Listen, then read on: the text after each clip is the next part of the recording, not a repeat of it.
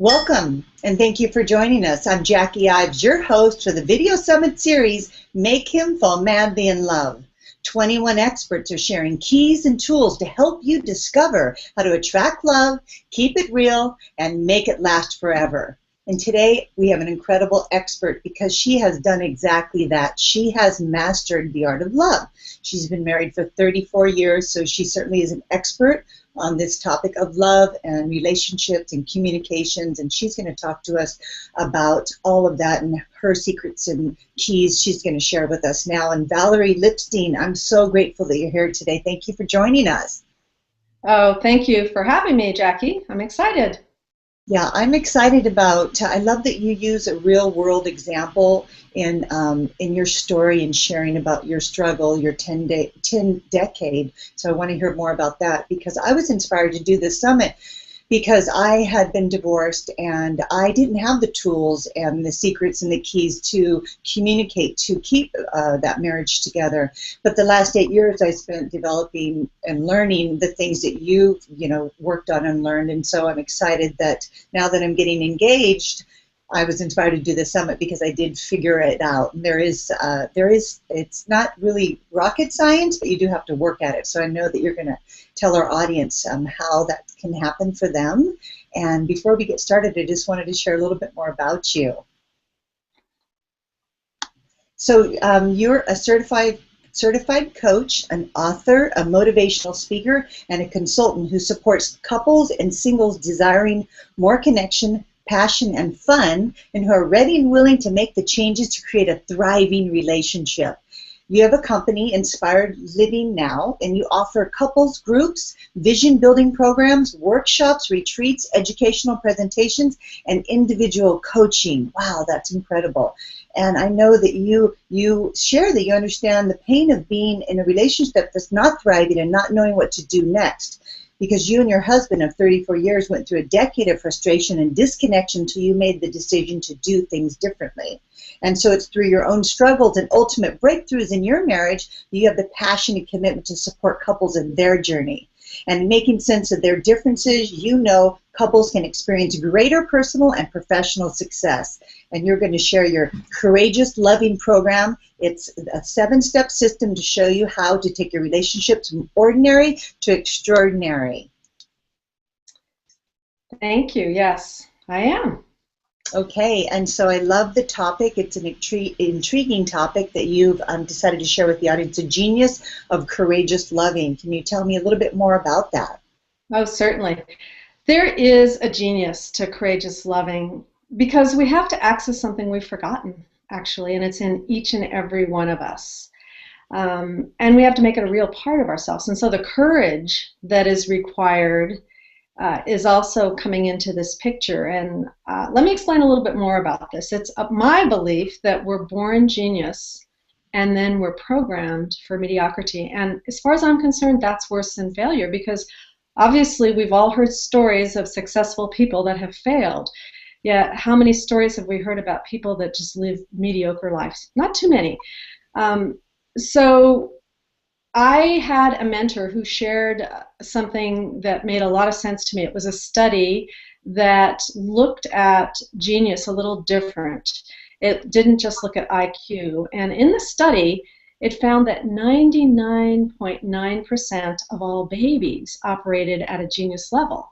And what do I mean by that? The way they interacted in their environment and how they used all their modalities and everything to interact. You know, babies know when they're happy, when they're sad, who they like, who they don't like. We've experienced this probably in our own lives too. I know I did with my daughter. She didn't want to go to a particular cousin, and I found out much later, this was as a baby, much later she just said, you know, that cousin doesn't like children. And so at a very early age, babies understand that. So 99.9% of all babies are operating at that genius aware level. And then by the age of 18 months or around 2 years old, that only 22% of them are operating at that genius level. And it drops off even further. By the time they are 20, only 2% of the population in this study was operating at a genius level. So, you know, that begs the question, what happened? What happened? And we started listening to the voice of judgment outside of ourselves. We started looking at what people said about us, what others might think. We said things like, that's not going to work, I'm not good enough, I'm not smart enough, I'm not pretty enough, all those things. And, you know, a myriad of other self-limiting thoughts. And so judgment really is that learned process of looking outside of ourselves for answers. And when we do that, what happens is we lose our genius.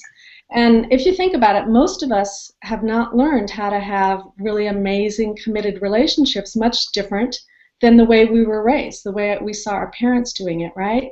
And they were well-intentioned. It wasn't that they didn't, but if you were raised in an ordinary family like I was, often what we learned really missed the mark, and it did not create that intimacy and that honesty and a full-bodied, if you will, relationship. So, you know, we learn these habits then, and they're established, and then we do them automatically.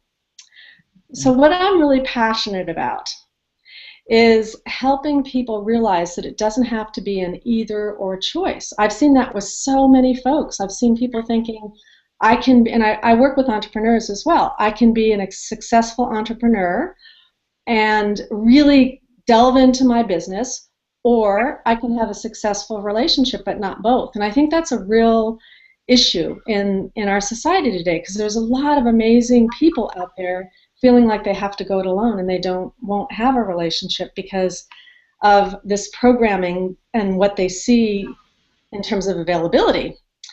And a really good example of that is a couple months ago I was at a conference, and a colleague of mine said, you know, I wished I'd heard about your program because I had a really good friend, and I'll call this person Ted, who was a multi-million-dollar business owner. And Ted went through a really painful separation, and then ultimately a very, very costly and painful divorce. And during that whole process, he was just so distraught that his business almost, you know, went down to a level of he couldn't do his business. And even though he could delegate, at least before this process, he wasn't delegating, and his multi-million-dollar business was almost ruined. And, you know, he was still recovering when I was speaking to this colleague. And I don't want that to happen to anyone on this call or anyone. So it's important that we get clear that there's a very strong connection between a business success and relationship success. So I just wanted to bring that up because it's an important point here. And so let me ask you a question. So you're talking from the beginning, just to recap, we're born genius, and then through our societal conditioning and less than perfect caretakers, we begin to look outside of ourselves for answers, and a lot of the judgments start there. And so our behavior is carried then into our relationships, our marriages, and our business. And so now you're just broaching that subject on how to, is it create a balance between, or we just don't know how to do both, or either, actually. Yeah, thank you for that clarification. I think it's very challenging for many of us because it's that either or, but really what we look at is it can be an and. You don't have to look at it one way or the other.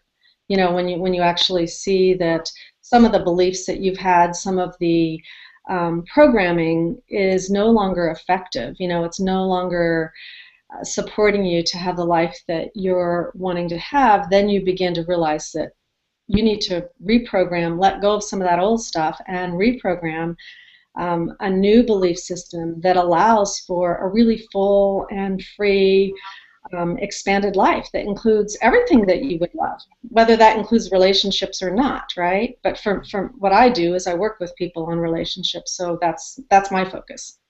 And so I love that you just brought up the belief system is so, and you talked about in your own relationship, you say that you had an ordinary marriage, and wanted to talk to you about what ordinary meant to you or means to you and the turning point. And was that when you started to look at your belief systems and what they were that weren't serving you at the time?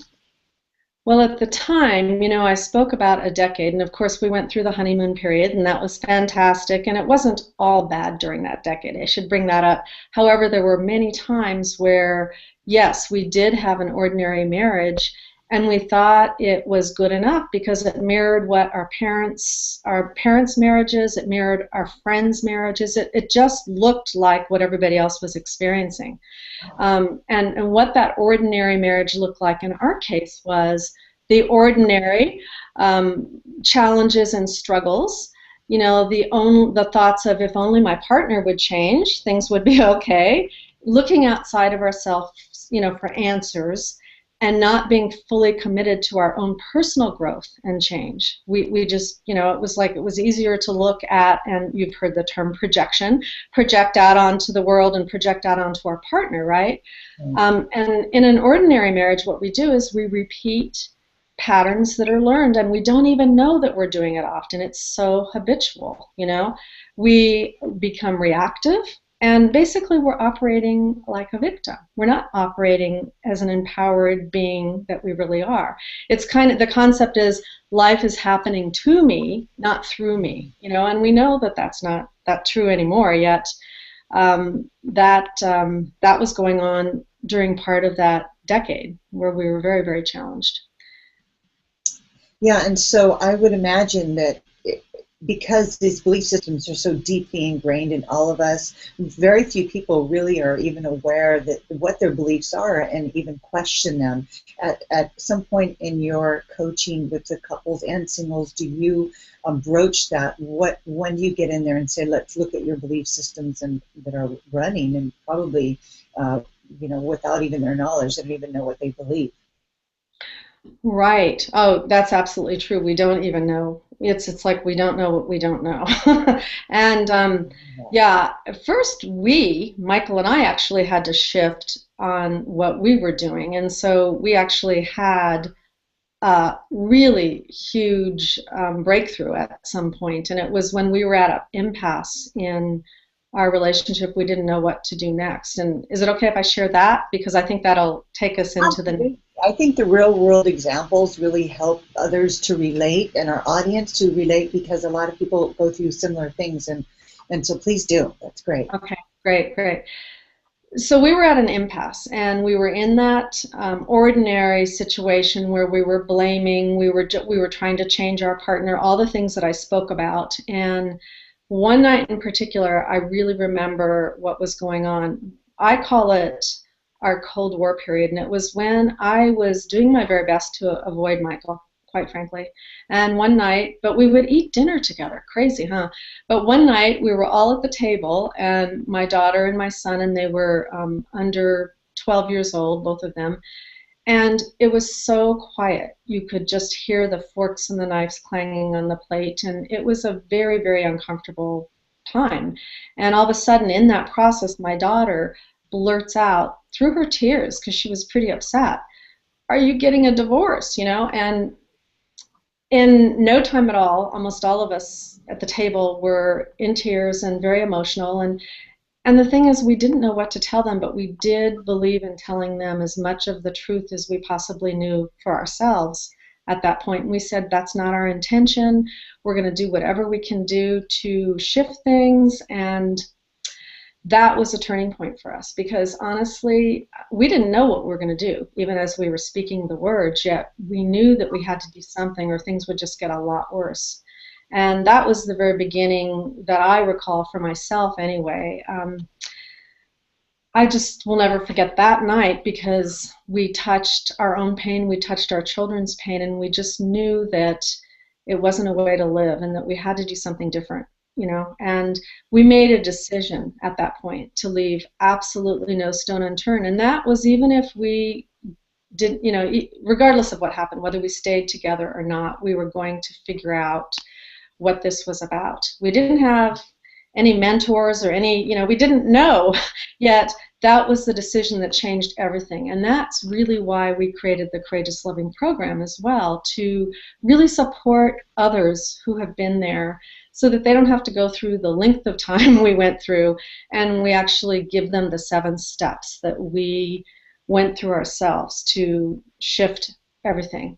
And, in our 45 years combined experience, we've seen that, and this will get to the point you were asking earlier, we've seen what couples really argue about, and it seems like it's about, certain things, but it's really about some other foundational issues.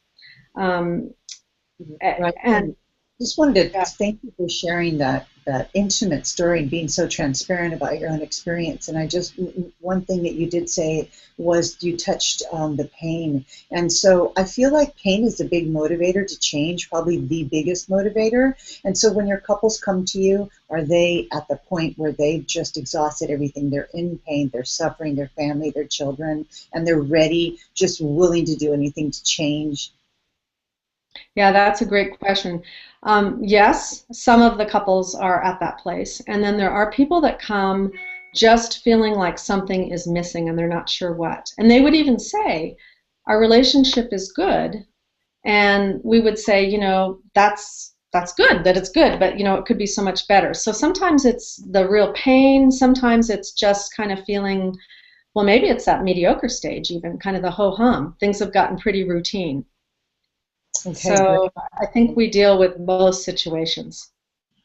And so you were going to share about the seven-step system that you put together for courageous loving. Can you share a little bit about that with us? Sure, sure. The seven. I mentioned that we see that there's three foundational steps. So I'll start with those, and it'll kind of bring us into the seven-step process. Even though, couples definitely argue about sex and money and sometimes toilet seats being left up and that sort of thing, in-laws, children, we found that there were three foundational things that we see when people come to us. The first one I describe as, if you would just do things my way, everything would be okay. And truly, that's code for not appreciating and respecting each other's differences. And the second one, it becomes a little bit more problematic. It's, what's wrong with you? You're just like your mother. And ouch, right? But that's toxic communication, and that's something that if people are doing that in their relationship, we really need to give them the tools and the support to shift that, because that's never going to go anywhere. And the third thing that we will see is, this is especially around entrepreneurial and business situations. One maybe is an entrepreneur, another one may work at a job, but someone's gone to an event and they've invested in their business, they've invested in themselves, and they come back and their partner says, you spent how much at that conference? We can't afford that. And that's actually code for not understanding and appreciating your partner's vision. So from that point, we'll talk a little bit about the 7 steps. Do you have any questions about that piece so far? That's fantastic. I love that you just brought those three, the main keys, to the surface so that people can examine them. And I love that you said not appreciating. And yeah, we get out of that. It seems like fairly quickly, not appreciating the others, because we just don't understand it. And we're, like you said earlier, projection comes into play, and blame and judgment. And so it's a lot to unravel. I'm glad you have these 7 steps that you're going to take us through, at least a couple of them, to help us begin that process.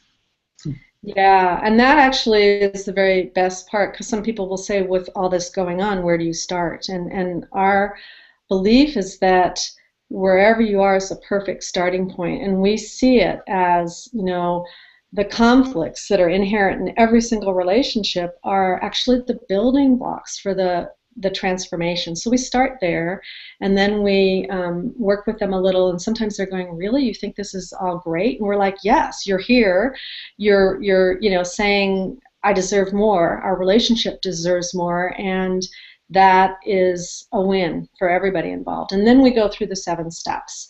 And really the first part of reclaiming your genius so you can love courageously is a discovery process.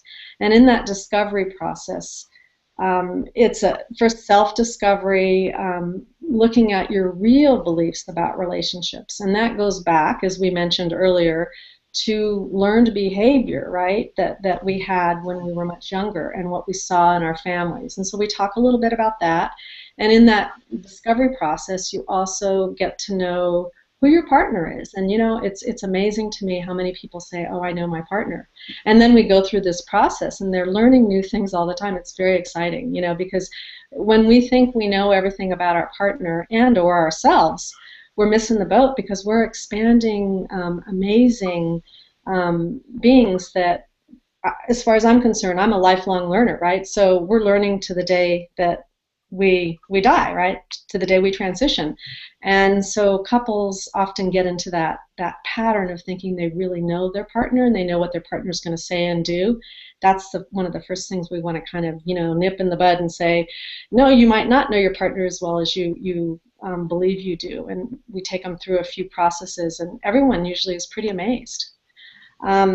We also delve into, and you mentioned this earlier a little bit, the subconscious mind, which is where our true beliefs about ourselves and the world reside, right? And that is really powerful work, because, we all have belief systems, code for BS, Right. and we all, yeah, right.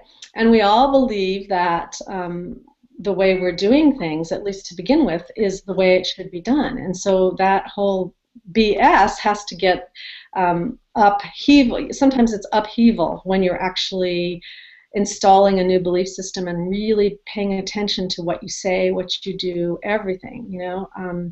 That can be it can be a time where it's an exciting time, but often people, if they aren't strong enough, they don't have a good enough support system, they sometimes don't want to stay there, because it can be uncomfortable. It's like relearning everything that you thought was, Right. you know what I mean? Everything that you based your reality on to some degree. Right, and also it creates a lot of vulnerability, because, like you said, you're trying to change the things that have kept you safe, that you feel have worked, but clearly they're not working. So you kind of get in this paradigm shift where you have to abandon your old belief system and embrace new ones. But during that process, there's a lot of vulnerability, and just kind of the world seems to be falling apart. How long do you feel that process takes? And you have to be really committed, I'm sure. Right. Well, the discovery process and that kind of unlearning can be a while. I mean, I've worked with clients, for a year. For some people, when they're really ready, and they're really, really ready, it doesn't have to be that long. It really is a very individual process as far as I'm concerned. But I would say it's not an abracadabra kind of, don't think that anymore, because it's been there for a while. It's however many years you've had that belief system that long, right? And so that's why affirmations don't work. Sometimes you need to be thinking a certain way, yes, but you don't just say something over and over, because it really, you start acknowledging that you might have the belief, and then realizing it's not empowering, and then you substitute another belief, and then you play with it. It's a process. It's like I say to a lot of people, and I really don't like onions, but it's like an onion, right? It's like peeling layers of an onion, and so you get it at different stages. Does that make Absolutely. sense? Yeah, peeling the onion from the outside in, and I love the metaphor. It's like affirmations alone just don't work. It's like putting a clean shirt on the pile of dirty laundry. You've got to get underneath it. You can't just pile it on top, because the mind's going to just take it in and continue to regurgitate the same thing. Maybe a little bit of a different outcome, but not making the mark that you want to make by overhauling your entire BS, as you said. Yeah, and it takes courage, like you said. You're vulnerable. It takes courage. It takes the willingness to have something different. And I think no matter whatever stage the couples are that we work with, they have to have that willingness to have something different. They have to have a willingness to say, this isn't working. Let's do something different. It's not all. You don't throw away the baby with the bathwater. It's not like everything is not working. It's just that there are certain habits and ways of being in relationship that are not working. And so we start with that. And there's two questions that are really in that that first step, the discovery step, there's 2 questions to help them get started, and it's just looking at what's the most challenging thing you're currently facing in your relationship. And it's really interesting when you have different people, like you'll have a couple, and one will say one thing and one will say another, which is completely not only transparent, but of course it's obvious that we look at things differently. And then they get to see that, yes, they do have differences, and what one person feels is the most significant challenge may not be what the other person does. And so it's a great process to get people looking at and getting to know their partner better, what's important to their partner, what's important to themselves. And it always starts with self-discovery. It's not about what your partner is doing or isn't doing. It's about, what am I doing? What can I do differently? So that's the first question.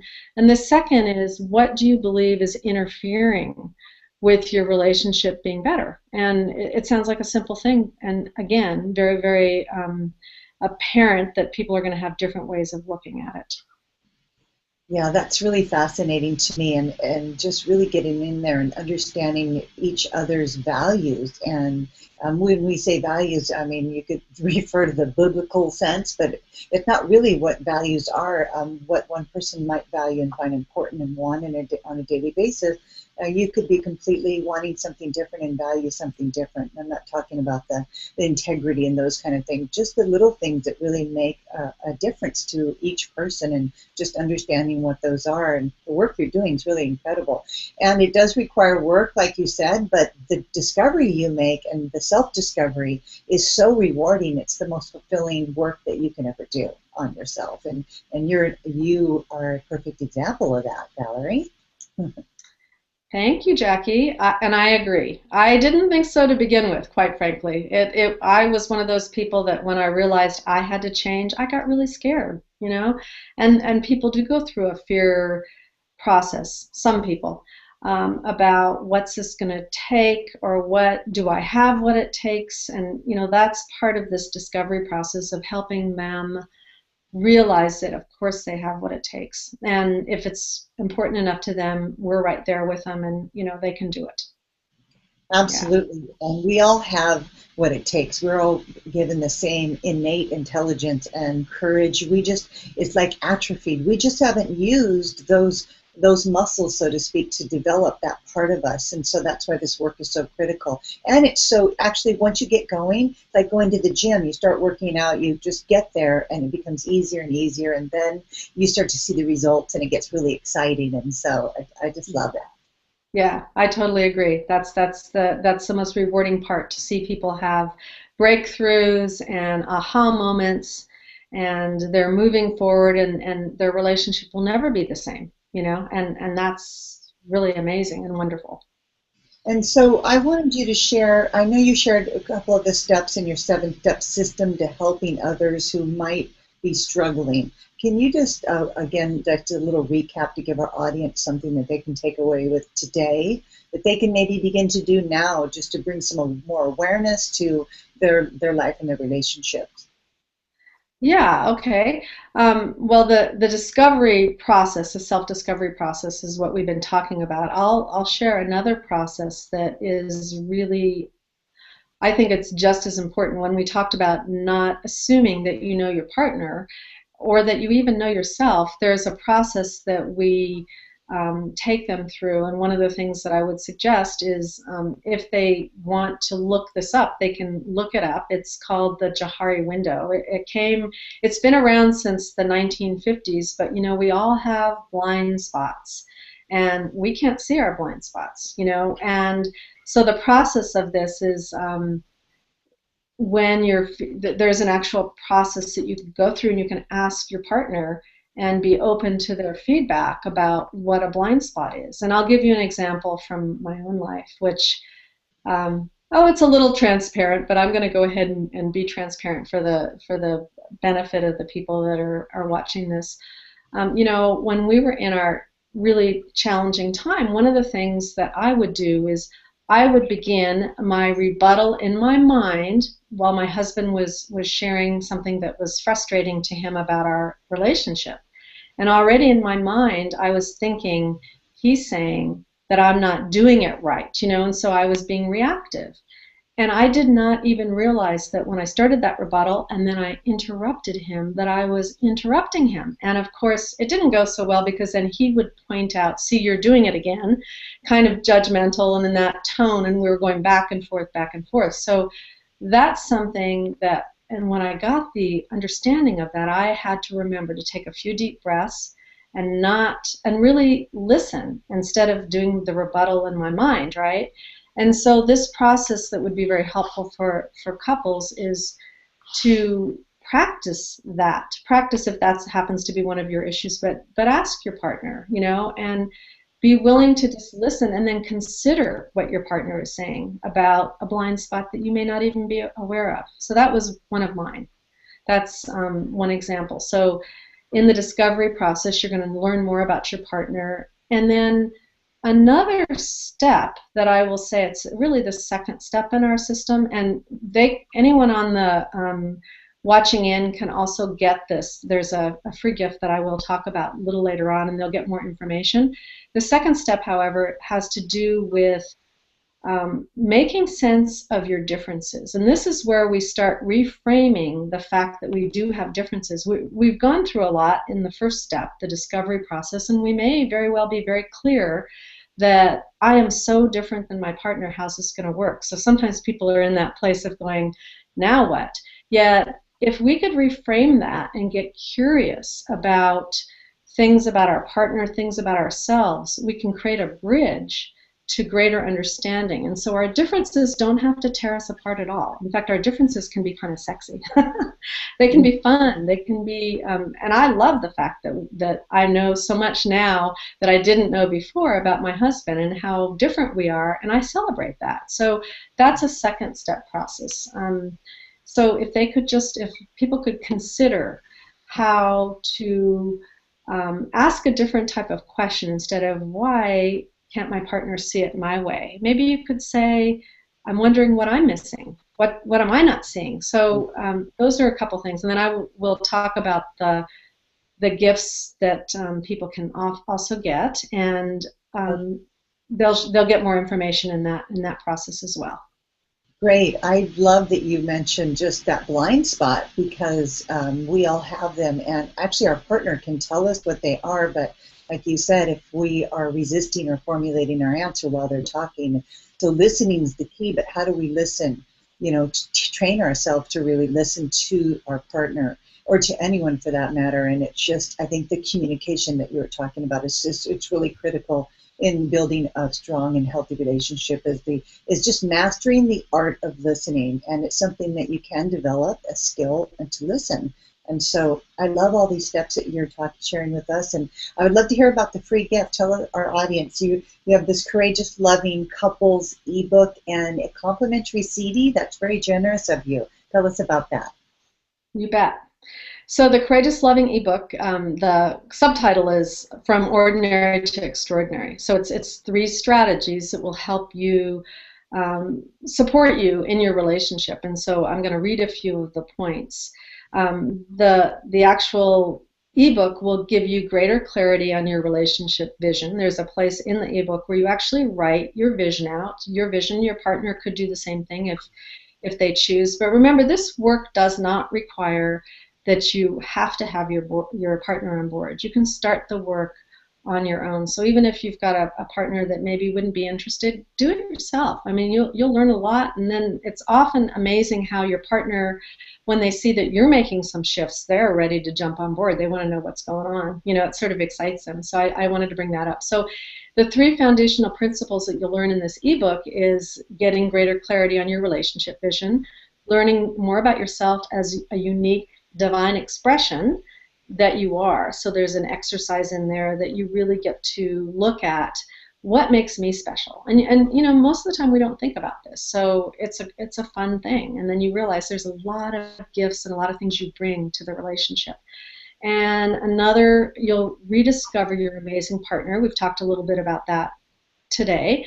And learning how to appreciate the differences and looking at your blind spots. We've also spoke about that. So you'll get, like I said, 3 foundational principles in that book. And then the CD is really, it will take you through the whole 7-step process that we've been talking about, our courageous loving 7-step process, from taking your relationship from ordinary to extraordinary.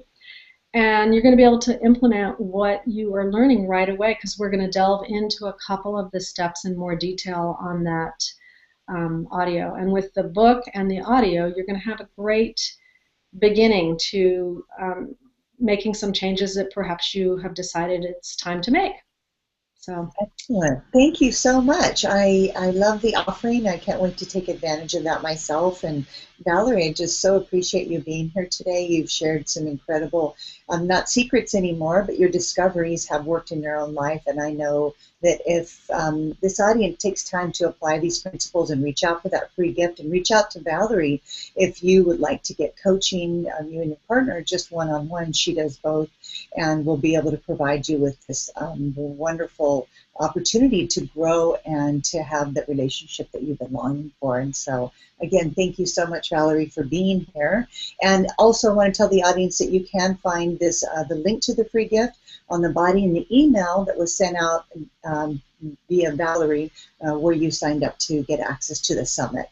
So again, thank you, Valerie, for being here. You've been really a pleasure to speak with today, and I look forward to following you and seeing what you're doing down the road. oh, thank you, Jackie. It's been fun. My pleasure. Okay, well, we'll see you again soon, and thank you all for joining us here on Make 'em Fall Madly in Love. We'll talk to you later.